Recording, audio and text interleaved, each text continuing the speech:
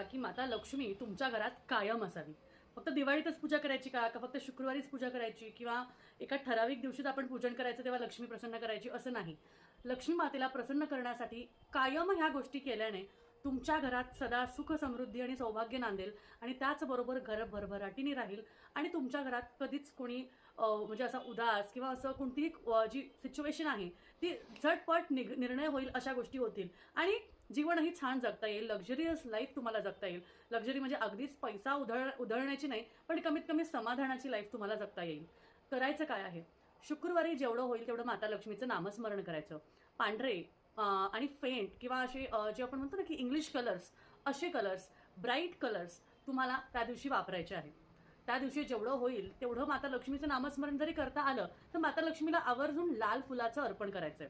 घर सदा आणि कदा तुम्हाला स्वच्छ ठेवायचंय. घर सुगंधित